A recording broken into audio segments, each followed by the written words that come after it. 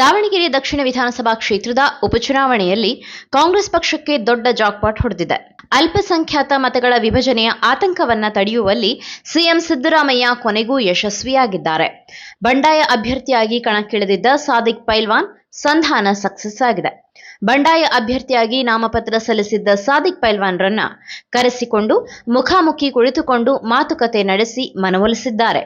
ಶಾಸಕ ರಿಜ್ವಾನ್ ಅರ್ಷದ್ ಅವರ ನೇತೃತ್ವದಲ್ಲಿ ಪೈಲ್ವಾನ್ರನ್ನ ಕರೆಸಿಕೊಳ್ಳಲಾಗಿತ್ತು.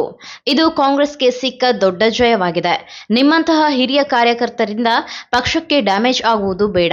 ಮುಂದಿನ ವಿಧಾನಸಭಾ ಚುನಾವಣೆಯಲ್ಲಿ ಅಲ್ಪಸಂಖ್ಯಾತರಿಗೆ ಟಿಕೆಟ್ ಕೊಡಿಸುತ್ತೇನೆ. ನಿಮಗೂ ನಿಗಮ ಮಂಡಳಿಯಲ್ಲಿ ಸ್ಥಾನಮಾನ ನೀಡುತ್ತೇನೆ. ಮಲ್ಲಿಕಾರ್ಜುನ್ ಅವರ ನಡುವೆ ಯಾವುದೇ ಭಿನ್ನಾಭಿಪ್ರಾಯವಿದ್ದರೂ ಅದನ್ನು ನಾನೇ ಬಗೆಹರಿಸುತ್ತೇನೆ. ಕಣದಿಂದ ನಿವೃತ್ತಿ ಹೊಂದಿ ಸಮರ್ಥ ಶಾಮನೂರ್ ಅವರಿಗೆ ಬೇಷರತ್ ಬೆಂಬಲ ನೀಡಿ ಎಂದು ಸಿಎಂ ಮನವಿ ಮಾಡಿದ್ರಂತೆ.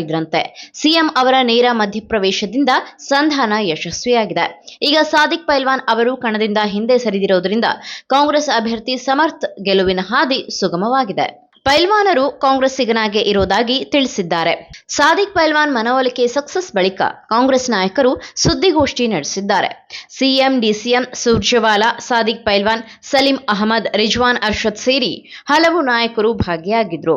ಸುದ್ದಿಗೋಷ್ಠಿಯಲ್ಲಿ ಡಿಸಿಎಂ ಡಿಕೆ ಶಿವಕುಮಾರ್ ಮಾತನಾಡಿ, ನಮಗೆ ನಮ್ಮ ಪಕ್ಷ, ನಮ್ಮ ಕಾರ್ಯಕರ್ತರು, ನಮ್ಮ ಸಿದ್ಧಾಂತ ಹಾಗೂ ನಮ್ಮ ಮೇಲೆಯೇ ನಂಬಿಕೆ ಇದೆ.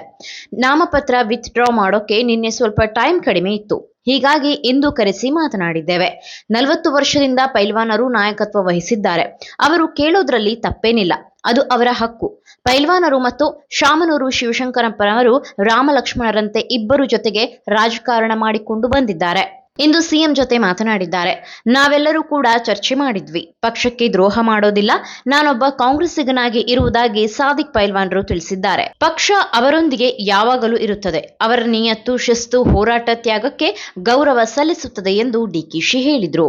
ಇನ್ನು ಸಾದಿಕ್ ಪೈಲ್ವಾನ್ ಮಾತನಾಡಿ, ಒಂದು ಮನೆಯಲ್ಲಿ ಅಣ್ಣ ತಮ್ಮಂದಿರ ನಡುವೆ ಒಡಕು ಬಂದರೆ ಅದನ್ನ ಬಗೆಹರಿಸುತ್ತಾರೆ. ಶಾಮನೂರು ಶಿವಶಂಕರಪ್ಪನವರ ಕೊಡುಗೆ ರಾಜ್ಯಕ್ಕೆ ಮತ್ತು ಜಿಲ್ಲೆಗೆ ಅಪಾರವಾಗಿದೆ. ಅವರ ದೂರದೃಷ್ಟಿ ಜನರ ಅಭಿವೃದ್ಧಿಯ ಕನಸಾಗಿತ್ತು. ಎಸ್ ಮಲ್ಲಿಕಾರ್ಜುನ್ ಅವರ ಮಗ ಸಮರ್ಥ್ಗೆ ಟಿಕೆಟ್ ಕೊಟ್ಟಿದ್ದಾರೆ. ನಾವೆಲ್ಲ ಮುಸ್ಲಿಮರು ಹೆಗಲಿಗೆ ಹೆಗಲು ಕೊಟ್ಟು ಚುನಾವಣೆಯಲ್ಲಿ ಅಧಿಕ ಮತಗಳಿಂದ ಗೆಲ್ಲಿಸುತ್ತೇವೆ. ನಾನು ಚುನಾವಣಾ ಕಣದಿಂದ ಹಿಂದೆ ಸರಿದಿದ್ದೇನೆ. ಕಾಂಗ್ರೆಸ್ ಅಭ್ಯರ್ಥಿಯನ್ನ ಭುಜಕ್ಕೆ ಭುಜ ಕೊಟ್ಟು ಗೆಲ್ಲಿಸುತ್ತೇವೆ ಎಂದು ಸ್ಪಷ್ಟಪಡಿಸಿದ್ದಾರೆ. ಬಂಡಾಯ ಶಮನ ಆಗಿದೆ, ಕಾಂಗ್ರೆಸ್ಸಿಗೆ ಬೆಂಬಲ. ಸಿಎಂ ಸಭೆ ಬಳಿಕ ರಿಜ್ವಾನ್ ಅರ್ಷದ್ ಕೂಡ ಮಾತನಾಡಿದ್ದಾರೆ. ಹಲವು ವರ್ಷಗಳಿಂದ ಸಾದಿಕ್ ಪೈಲ್ವಾನರಿಗೆ ಕಾಂಗ್ರೆಸ್ ಪಕ್ಷದ ಜೊತೆ ಒಡನಾಟ ಇದೆ. ಅವರಿಂದ ಯಾವುದೇ ಕಾರಣಕ್ಕೂ ಬಿಜೆಪಿ ಸೇರಿದಂತೆ ಬೇರೆ ಪಕ್ಷಗಳಿಗೆ ಲಾಭ ಆಗಬಾರದು ಅನ್ನೋದು ಅವರ ಮನಸ್ಸಲ್ಲೂ ಇದೆ. ನಮ್ಮ ಮಾತನ್ನ ಒಪ್ಪಿಕೊಂಡು ಸಿಎಂ ಸಭೆಗೆ ಬಂದಿದ್ದಾರೆ. ಬಂಡಾಯ ಶಮನ ಆಗಿದೆ ಅಂತ ರಿಜ್ವಾನ್ ಹೇಳಿದ್ರು. ಇನ್ನು ಸಲೀಂ ಅಹಮದ್ ಕೂಡ ಪ್ರತಿಕ್ರಿಯೆ ನೀಡಿದ್ದು, ಸಾದಿಕ್ ಪೈಲ್ವಾನ್ ನಮ್ಮ ಪಕ್ಷದ ಮುಖಂಡರು.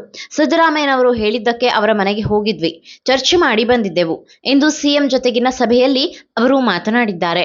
40 ವರ್ಷದಿಂದ ಪಕ್ಷಕ್ಕಾಗಿ ದುಡಿದಿದ್ದೇನೆ. ನನ್ನ ಹಕ್ಕನ್ನು ಕೇಳಿದ್ದೇನೆ. ಆದರೆ ಅವಕಾಶ ಸಿಗ್ಲಿಲ್ಲ. ಆದ್ರೆ ನನ್ನಿಂದ ಕೋಮುವಾದಿ ಶಕ್ತಿ ಗೆಲ್ಲಬಾರದು ಅಂತ ಪೈಲ್ವಾನರು ಹೇಳಿದ್ದಾರೆ. ನಿನ್ನೆಯೇ ನಾಮಪತ್ರ ವಿತ್ಡ್ರಾ ಅವಧಿ ಮುಗಿದಿರಬಹುದು. ಆದ್ರಿಂದು ಅವರೇ ಕಾಂಗ್ರೆಸ್ಗೆ ಸಪೋರ್ಟ್ ಮಾಡುವುದಾಗಿ ಹೇಳಿದ್ದಾರೆ. ಸಿಎಂ ಮಾತಿಗೆ ಬೆಲೆ ಕೊಟ್ಟು ಕಾಂಗ್ರೆಸ್ಗೆ ಸಪೋರ್ಟ್ ಮಾಡ್ತಾರೆ ಎಂದು ಸಲೀಂ ಅಹಮದ್ ಹೇಳಿದ್ರು. ಬಂಡಾಯ ಅಭ್ಯರ್ಥಿಯಾಗಿ ಸ್ಪರ್ಧಿಸಿದ್ದ ಸಾದಿಕ್ ಪೈಲ್ವಾನ್ ಮನವೊಲಿಕೆ ಯಶಸ್ವಿಯಾದರೂ ಬೆಂಬಲಿಗರು ಮಾತ್ರ ಪಟ್ಟು ಸಡಿಲಿಸಲಿಲ್ಲ ಹಾಗೂ ಮಾಧ್ಯಮಗಳ ಎದುರು ತಮ್ಮ ಅಸಮಾಧಾನ ಹೊರಹಾಕಿದ್ದಾರೆ. ಕಾಂಗ್ರೆಸ್ ಟಿಕೆಟ್ ನೀಡಿದ್ದಕ್ಕೆ ನಮ್ಮ ಸಮಾಜದವರನ್ನಾಗಿ ನಿಲ್ಲಿಸಿ ಗೆಲ್ಲಿಸೋಣ ಅಂತ ಚಿಂತಿಸಿದ್ವಿ. ನಮ್ಮ ಸಮಾಜದ ಯುವಕರು ಕೂಡ ಭಾರಿ ಬೆಂಬಲ ಸೂಚಿಸಿದ್ರು. ಆದ್ರಿಂದು ನಾಯಕರೆಲ್ಲ ಒಂದಾಗಿದ್ದಾರೆ. ಆದ್ರೆ ನಾವೆಲ್ಲ ಕಾಂಗ್ರೆಸ್ ಅಭ್ಯರ್ಥಿಗೆ ಮತ ಹಾಕಲ್ಲ, ನಮ್ಮ ಸಮಾಜದ ಅಭ್ಯರ್ಥಿಗೆ ಮತ ಹಾಕ್ತೇವೆ ಎಂದು ಸಮರ ಸಾರಿದ್ದಾರೆ. ರಾಜಕೀಯ ಅಂದಮೇಲೆ ತಂತ್ರ ಪ್ರತಿತಂತ್ರ ಇರುತ್ತೆ. ಅವರೂ ಮಾಡಿದ್ದಾರೆ. ಈಗ ನಾವು ಏನ್ ಮಾಡಬೇಕು ಮಾಡ್ತೇವೆ. ಪೈಲ್ವಾನರ ಈ ನಿರ್ಧಾರದಿಂದ ಯುವಕರೆಲ್ಲ ಬೇಸರಗೊಂಡಿದ್ದಾರೆ. ಈ ಜ್ವಾಲೆ ಇನ್ನೂ ಜಾಸ್ತಿ ಆಗಿದೆಯೇ ಹೊರತು ಕಡಿಮೆ ಆಗಿಲ್ಲ.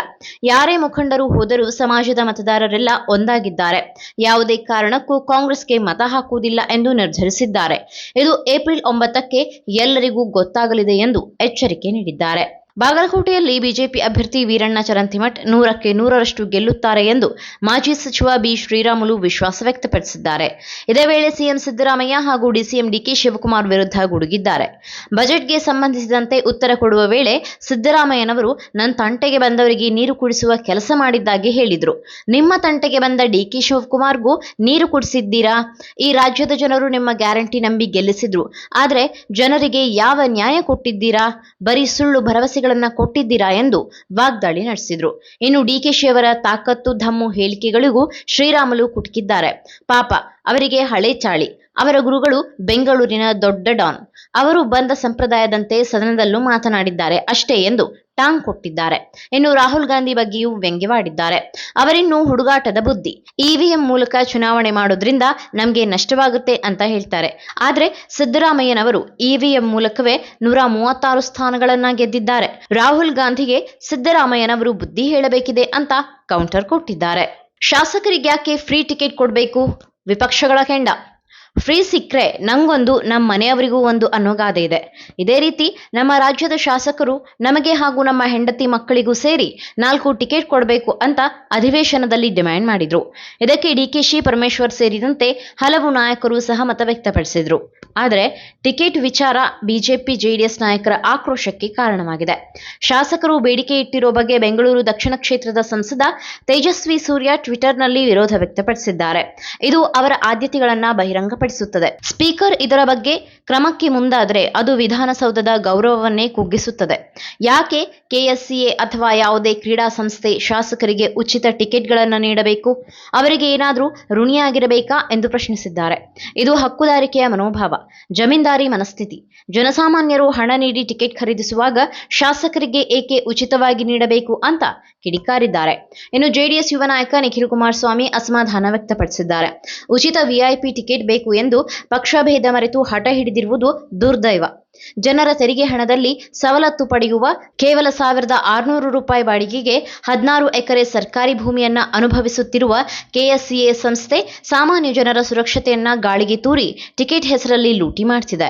ಇಂತಹ ಸಮಯದಲ್ಲಿ ಜನರ ಪರವಾಗಿ ಧ್ವನಿ ಎತ್ತಬೇಕಾದ ಜನಪ್ರತಿನಿಧಿಗಳು ಕೇವಲ ತಮ್ಮ ವೈಯಕ್ತಿಕ ಸೌಲಭ್ಯಗಳಿಗಾಗಿ ಚರ್ಚಿಸುತ್ತಿರುವುದು ನಾಚಿಕೆಗೇಡಿನ ಸಂಗತಿ. ಒಬ್ಬ ಯುವಕನಾಗಿ ನಾನು ಕೇಳಬಯಸುತ್ತೇನೆ, ನಮ್ಮ ಯುವಕರ ಜೀವಕ್ಕಿಂತ ನಿಮಗೆ ಐಪಿಎಲ್ ಟಿಕೆಟ್ಗಳೇ ದೊಡ್ಡದಾ ಎಂದು ಟ್ವೀಟ್ ಮೂಲಕ ಪ್ರಶ್ನಿಸಿದ್ದಾರೆ. ದೇಶವಾಸಿಗಳಿಗೆ ಗುಡ್ ನ್ಯೂಸ್, ಲಾಕ್ಡೌನ್ ಬಗ್ಗೆ ಕ್ಲಾರಿಟಿ. ಕೇಂದ್ರ ಸರ್ಕಾರ ಪೆಟ್ರೋಲ್ ಮತ್ತು ಡೀಸೆಲ್ ಮೇಲಿನ ವಿಶೇಷ ಹೆಚ್ಚುವರಿ ಅಬಕಾರಿ ಸುಂಕವನ್ನ ಕಡಿತಗೊಳಿಸಿದೆ. ಇದರ ಪರಿಣಾಮ ಪೆಟ್ರೋಲ್ ಲೀಟರ್ಗೆ 13 ರೂಪಾಯಿನಿಂದ 3 ರೂಪಾಯಿಗೆ ಸುಂಕ ಇಳಿದಿದೆ. ಡೀಸೆಲ್ ಮೇಲಿನ ಸುಂಕ 10 ರೂಪಾಯಿನಿಂದ ಶೂನ್ಯಕ್ಕೆ ಇಳಿಕೆಯಾಗಿದೆ. ಕೇಂದ್ರ ಸರ್ಕಾರವು ಈ ಹಿಂದೆ ಮೇ 2022ರಲ್ಲಿ ಅಬಕಾರಿ ಸುಂಕವನ್ನ ಕಡಿತಗೊಳಿಸಿತ್ತು. ಇದರ ನಂತರ ಪೆಟ್ರೋಲ್ ಪ್ರತಿ ಲೀಟರ್ಗೆ 8 ರೂಪಾಯಿ ಮತ್ತು ಡೀಸೆಲ್ ಪ್ರತಿ ಲೀಟರ್ಗೆ 6 ರೂಪಾಯಿನಷ್ಟು ಅಗ್ಗವಾಗಿತ್ತು. ಮಧ್ಯಪ್ರಾಚ್ಯ ಯುದ್ಧದ ಮಧ್ಯೆ ಸಾಮಾನ್ಯ ಜನರಿಗೆ ರಿಲೀಫ್ ನೀಡಲು ಸರ್ಕಾರ ಒಂದು ಪ್ರಮುಖ ಹೆಜ್ಜೆ ಇಟ್ಟಿದ್ದು ಶುಕ್ರವಾರ ಬೆಳಗ್ಗೆ ಕೇಂದ್ರ ಸರ್ಕಾರ ಮಹತ್ವದ ಘೋಷಣೆ ಹೊರಡಿಸಿದೆ. ಇನ್ನು ತೈಲದ ಬಿಕ್ಕಟ್ಟಿನಿಂದಾಗಿ ದೇಶದಲ್ಲಿ ಲಾಕ್ಡೌನ್ ಸ್ಥಿತಿ ಮತ್ತೆ ಬರಲಿದೆ ಎಂಬ ಊಹಾಪೋಹಗಳು ಹಬ್ಬಿದ್ದವು. ಇದಕ್ಕೆ ಕೇಂದ್ರ ಸಚಿವ ಹರ್ದೀಪ್ ಸಿಂಗ್ ಪುರಿ ಟ್ವೀಟ್ ಮೂಲಕ ಕ್ಲಾರಿಟಿ ಕೊಟ್ಟಿದ್ದು, ದೇಶಾದ್ಯಂತ ಲಾಕ್ಡೌನ್ ಜಾರಿಯಾಗುವ ಬಗ್ಗೆ ಹಬ್ಬಿರುವ ವದಂತಿಗಳು ಸಂಪೂರ್ಣ ಸುಳ್ಳು. ಅಂತಹ ಯಾವುದೇ ಪ್ರಸ್ತಾಪವೂ ಸರ್ಕಾರದ ಮುಂದಿಲ್ಲ ಎಂದಿದ್ದಾರೆ. ಜಾಗತಿಕ ಪರಿಸ್ಥಿತಿ ಅಸ್ಥಿರವಾಗಿದ್ದು, ಇಂಧನ ಪೂರೈಕೆ ಸರಪಳಿಗಳು ಮತ್ತು ಅಗತ್ಯ ವಸ್ತುಗಳ ಕುರಿತಾದ ಬೆಳವಣಿಗೆಗಳನ್ನು ನಾವು ನೈಜ ಸಮಯದಲ್ಲಿ ಸೂಕ್ಷ್ಮವಾಗಿ ಗಮನಿಸುತ್ತಿದ್ದೇವೆ. ಗೌರವಾನ್ವಿತ ಪ್ರಧಾನಿ ನರೇಂದ್ರ ಮೋದಿ ಅವರ ನೇತೃತ್ವದಲ್ಲಿ ನಮ್ಮ ನಾಗರಿಕರಿಗೆ ಇಂಧನ, ಶಕ್ತಿ ಮತ್ತು ಇತರ ನಿರ್ಣಾಯಕ ಸರಬರಾಜುಗಳ ನಿರಂತರ ಲಭ್ಯತೆಯನ್ನ ಖಚಿತಪಡಿಸಿಕೊಳ್ಳಲು ಎಲ್ಲಾ ಅಗತ್ಯ ಕ್ರಮಗಳನ್ನು ತೆಗೆದುಕೊಳ್ಳಲಾಗುತ್ತಿದೆ. ಹೊಸ ಸವಾಲುಗಳನ್ನು ನಿಭಾಯಿಸಲು ನಾವು ಸಂಪೂರ್ಣವಾಗಿ ಸಿದ್ಧರಿದ್ದೇವೆ ಎಂದು ಪೋಸ್ಟ್ ಮಾಡಿದ್ದಾರೆ.